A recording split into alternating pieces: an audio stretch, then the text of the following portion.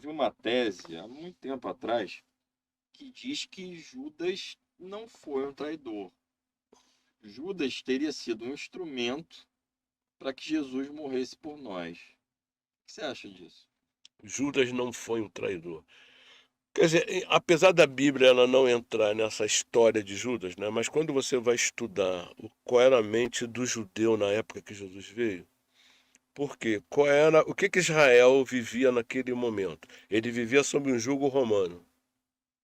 Então todo judeu, a Bíblia no Velho Testamento, desde Gênesis, vai apontando a vinda do Messias, né?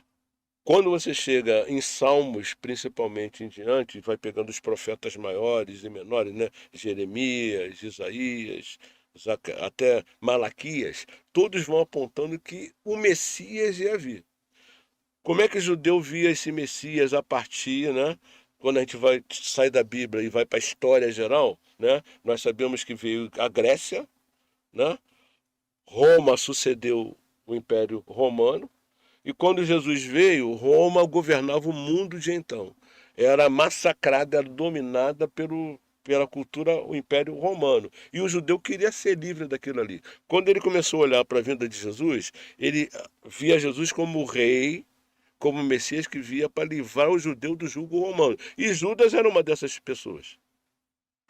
Tanto é que quando ele vê, né, Jesus já começa vindo na contramão da história. Em vez de nascer no palácio, ele nasce onde? Numa manjedoura, né? Andava a pé, né? Tinha sua casa, né?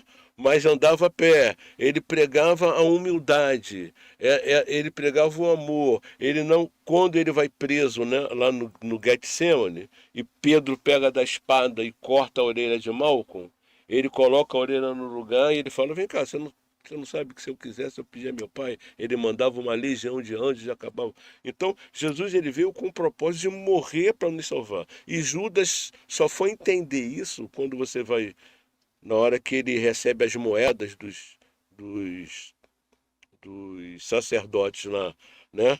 As 30 moedas, e ele vê a besteira que ele fez, ele tem remorso, ele entende ali, né? Que realmente ele comprou a ideia de um Jesus errado, de um Jesus que não veio para ser aquilo que eles imaginavam. E os próprios discípulos, né? Quando você vai ver que quando Jesus ele é crucificado, os discípulos todos fogem e se escondem no cenáculo. Ficam escondidos. O único discípulo que contemplou a crucificação de Jesus foi João. Todos vazaram.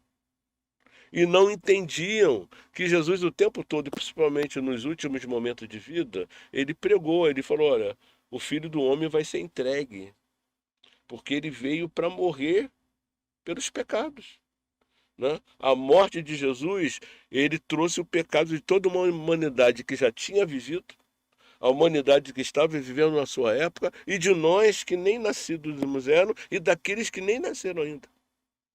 Porque é através da morte e da ressurreição dele que os nossos pecados são perdoados. É o sangue dele na cruz. Porque a Bíblia toda, desde o Velho Testamento, quando o povo de Israel ele sai do cativeiro egípcio e começa a ver os sacrifícios ali, né? Era através do sacrifício de um cordeiro que o pecado da humanidade era perdoado. Não é isso? Era do cordeiro imolado. Jesus é esse cordeiro. Aquilo ali já era uma representação de Jesus, que é o sacrifício perfeito. Só que antigamente, uma vez por ano, o sumo sacerdote tinha que fazer esse sacrifício. Jesus ele faz uma vez só, porque ele é o sacrifício perfeito. E agora, através dele, eu posso ser livre do meu pecado, porque a minha dívida ele já pagou.